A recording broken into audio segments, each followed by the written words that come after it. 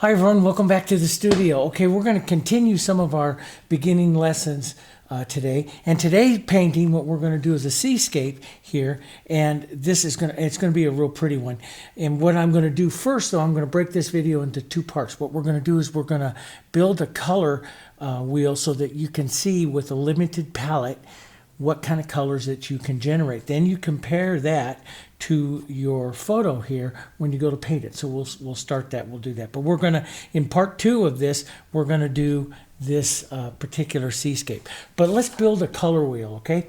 So we're gonna use our 6-color set, which has the red, violet, and the red. It has a black and white, and it has a yellow and a blue. And like I tell you in so many things, if you can, print off this particular print here is printed off with 4 color inks. We have a color laser printer in there, and I printed it off with 4 color inks. So we should be able to come pretty close with our colors, if we got good clear pigments, was what we do when we go to mix that, okay? All right, let's make one, and then it'll give you a good idea. And if you've not made one for a while, you need to make one.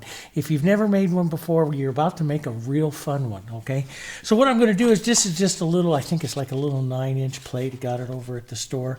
And this is my 12 by 16 palette that I showed you before I like to use. And just to give you an idea, it doesn't have to be perfect. What I do is I'm just going to give myself a nice circle here all the way around this. It doesn't have to be perfect. And I've done a lot of real painterly. As a matter of fact, we're going to do a real painterly one here, so it doesn't have to. This just helps you keep it in a circle. Sometimes I get a little wonky with it. Up at the top of the wheel, and those of you that study color theory and you know physics, like I took 4 years of physics in college, and we always go off of the angle of light. Red does belong up at the top. Okay, there's other wheels and stuff that you'll see. It's really pretty when the wheel is yellow at the top. But in the color spectrum, red sits at 0 degrees to the angle of light. And that's why red is at the top of the rainbow. That's why you see red in the wheels and stuff that we do. Going directly opposite that, straight down here, is going to be our green, right down here. Over on the side over here, somewhere, is going to be our basically our yellow. And we can have an orange right up here.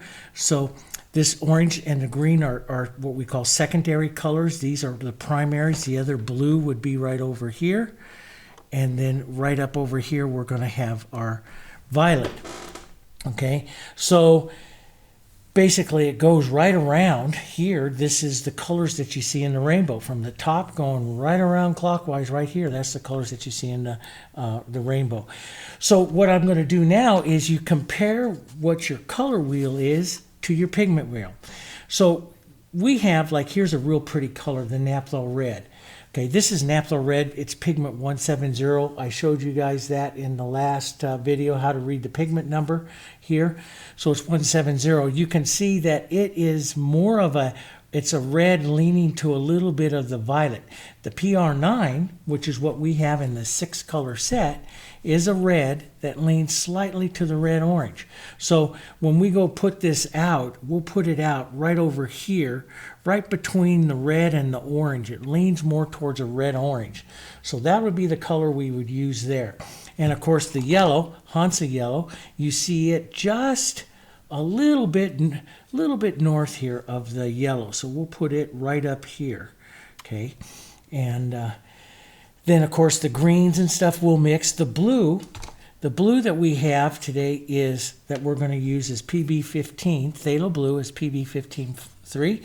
You can see it's blue leaning to green. So we'll put it down here onto the green side right over here. So that'll go there. So there's going to be those major colors really that you would consider primary, but it's not really primary because it's a red leaning red violet. This is one reason why we put out this one. Very powerful violet, PV19 right here, which stays more in line. It's a violet leaning red. So it will go just a little bit, just a little bit there towards the reddish side of violet. Now all you got to do, what I always tell everyone to do, is I'm just going to take a brush. We'll put just a bit of water in it. We'll take a paper towel here. And yellow is the most sensitive of all the colors. So I'm just going to come, and this is what I like to do. I'll just come down this way here and maybe a little bit into that one here. But then we'll go to the blue, and we'll see, we'll work it here till it gets more of the green, and we'll head right into the yellow greens this way here.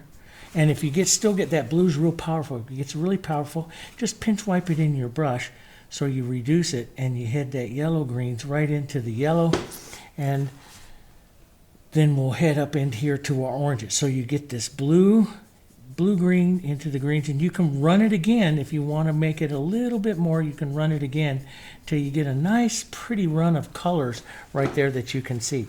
Rinse your brush really well, really well. Okay, all those colors, get those out of there. Okay, now we'll go yellow, and we'll start going up this side here. Okay, and right up to almost that red-orange area right there, right past that, and then we'll take the red-orange here, and we'll start back the other way. Now, this is really, the yellow again is really sensitive, and so I've got a little bit too much right there, so I'm just going to rinse this out for just a second, drop back, pick up a little more yellow, and come into that until I get myself a really good orange. A real good orange is really about 4 parts yellow to 1 part of the Naphthol Red Light there. But you can see you get a real pretty color here now. So that's a real pretty, that's a real good orange. We'll come down with it just a bit until we see the yellow orange now coming down into this area and then into our yellow. Rinse your brush out a bit. Make sure whenever you change any kind of, these are called the hues, H-U-E, the hues of the color. So whenever you change a lot, you should rinse your brush out really well. We'll just flatten this yellow out a bit. So now we can see where the yellow is going up to the yellow orange and to our red orange. This is a red orange right up here. Now, let's take this and let's just go across here, right up into this area right in there. And now, and let's widen that out a bit here. There we go. And now we'll take the violet, a little bit of the violet. The violet's very powerful. And we'll start going the other way right up into here, right up into our reds. And I'm gonna wipe this out so I reduce some of that. And you can see it can make some really pretty reds right in here. We'll widen that out just a bit. And I really like to see these in here, so I'm going to run this again just a little bit here. And if you run too much, then that's a real good red. But if you run too much, just take your Naphthol Red Light and run back. But I did like that other one better, so I'll run this way again, like that. So now you have that.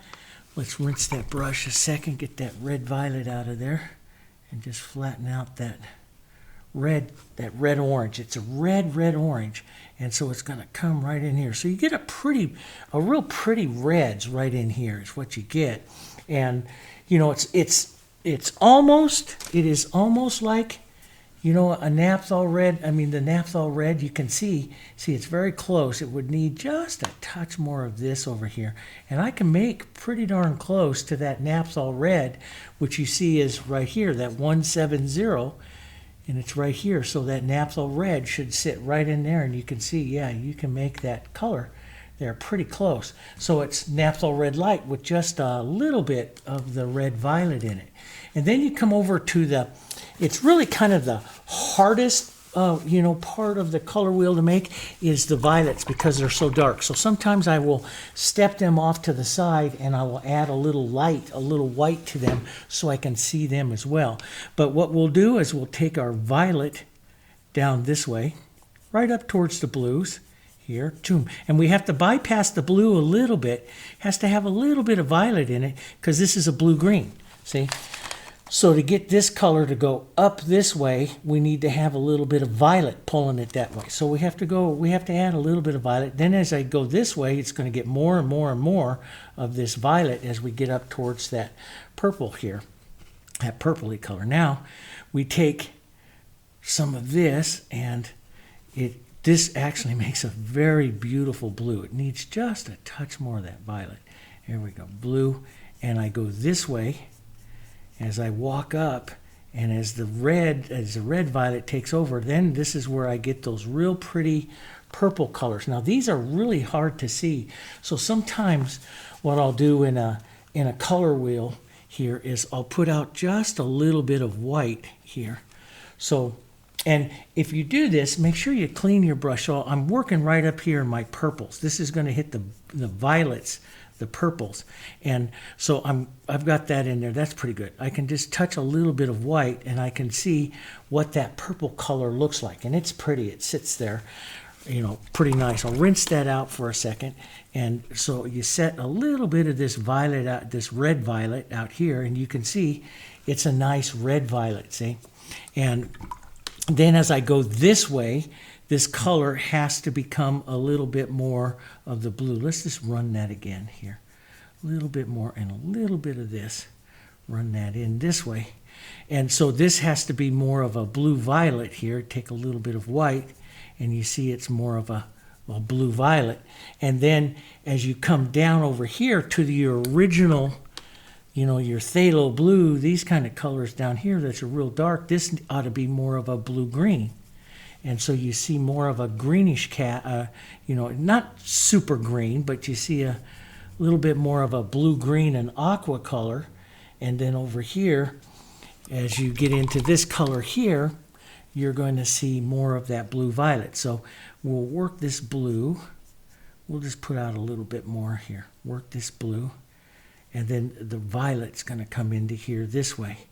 So when you're talking about those blue violets here, and we'll add that white into that, you'll see the difference between the blue violet. That's what you want to see, is this difference between a blue violet and a blue green right here. So you can see it's heading to the violets, and it's going right up and around the corner here to that. So that's a quick way for you.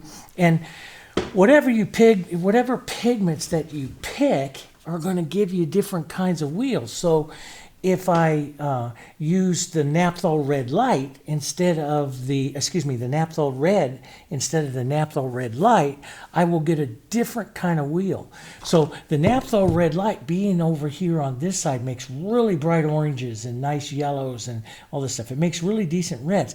But if I was going to do a painting that's really heavy into the blues to the violets right in here, you know, I might consider taking that and working those colors, let's say a little bit, maybe the Naphthol Red color instead of the Naphthol Red Light, so I get good, clear, you know, reds and stuff. Now your black and white, those all belong here on the inside of the wheel here. So they are all colors where you make your grays and stuff. And so, and you know, when you're working colors, making colors and everything, and you're going in and out of the wheel, this is where you get your grays. These are where your earth colors and stuff like that sit. So you can take any kind of a gray color here, and then as you gray a blue down here, like we're going to do in this painting, you'll see it grays that blue down. It takes away its intensity here, and so you get different kinds of grays that you have. And you know, when I lighten up this gray here, okay, so I'll lighten this up, say, right up here. Maybe take it just a touch more here, so I'll show you this. Just a touch more to the blue-green side here. And see, when you start to do that, that's where you start to see some of the colors that you're going to, you know, where are those colors going to fit into here? So we're going to have some deeper violet colors right back through here, more of our blue grays, you know, blue greens to grays and stuff up here. It's actually just the blue green here is just a touch more of an aqua-y blue green to it than here. So this sky, when you look at this sky is going to sit right here between the blue and the blue green. So it might have our blue, and there's the sky. That's pretty darn close to that sky right there. So our sky, when we go to make that in this particular painting, will be phthalo blue, a tiny bit of the red violet, some black and white to make that gray, just a little bit of it, and then you'll get that blue, that perfect little blue. So a color wheel like this, is really valuable. Now, there's other ways to make earth colors. You know, I just kind of briefly mentioned that. We'll do that in other videos. I want you right now just to be able to work the color wheel itself. We'll show you in actual lessons. How do you get all these earth tones in here? What's some different ways? Making complements. Just real quick, making complements. I reach across the wheel, and this will also gray some of your colors down here. And this is where you get some of those nice, lovely, toned colors, you know, and you can drive this way with a little bit of yellow here. You know, your gray this way, and yellow this up. This is where you can, with just a touch of that blue in there, this is where you can start to get raw siennas, yellows, and stuff like that. So you can go in and out of the wheel here. You go in and out of the wheel, making all these beautiful earth tones that are going to happen all here. Sometimes you'll use black and white. Sometimes artists don't use black and white, and they reach across the color. It's just real fun to kind of make it like this, though. They'll reach across the color wheel, grab the complement, and what does that do? With the complement here, you got to look at it. It's like push and pull. So the blue will pull these colors this way towards the center. If I'm working with blues and I want to gray it, I can gray it with black and white, or I can pull it this way with a little bit of that, you know, with a little bit of the red. So a little bit of my red in the brush and a little bit of the blue will also make toned colors here on this side. And so I'll grab just a little bit, and you can see I can make really, really grayed colors there on the inside, grabbing the complement. So I can make those gray colors with black, or I can, a lot of artists, and I'm one of them, I don't use that much black. I do in beginning lessons and stuff because it's very easy for you to see the black. And it is an older traditional way. A lot of the old masters painted it. You get into Impressionism and stuff that I like to paint, they don't use black that often. There are masters that did use the black. But there are others that did not, and so it's kind of like, do you use black or not? That's depends on what you're painting, what you're studying and stuff. But that's a pretty basic wheel for you. It's kind of nice to have that and have a few colors mixed out here to the side, because when you hold up like your ocean and stuff like that, you can start to get an idea how you're going to vary and how you're going to make those colors, okay? So 12 color wheels, and they're fun to make, and you can go, you know, you can make it larger and make more tone colors on the inside so you can start to see those. They're really good to do that. It's really good to take that. Just takes 10 minutes, make that, put a few of those tone colors on the inside so you can see what they look like when they have that toned color. So, and just real quickly in this, and we're going to go in this a lot more, but so these red and yellow and blue are what we call our primaries. And what does it mean by primary? It means it only has one color in it. So when I take two colors, a red and a yellow, and you mix it together, you get an orange, two colors is called secondary, okay? And this is what everybody gets confused. So orange here is a secondary. But when I mix an orange and a red, and I get a red-orange, or an orange and a yellow, and I get a yellow-orange, then those are, we call those intermediates, because it's still only two colors. When you add three colors together, then this is the old definition of it. And I like to use the old definition of it. Today, people just call those tertiary colors, and they call anything in here. So any of your mixes in between, when you take a primary color and a secondary color, and let's say you make a yellow-orange, and over here you make a red-orange, it is named by the primary name first, then the secondary name.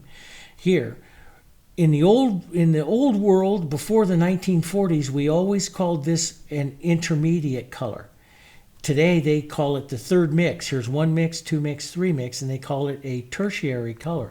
But tertiary in chemistry and everything, and I always name things by chemistry, what we call the nomenclature of naming. In chemistry, all three of these got to go together. So this color in here, this color would be a tertiary color. Okay, that's a tertiary color. This is a primary color. That's an intermediate color. That's a secondary color made from from two primaries, the orange, and then a primary and a secondary together make a intermediate, and then when you take all three together to drive the color into the wheel, you, oh, what a bummer.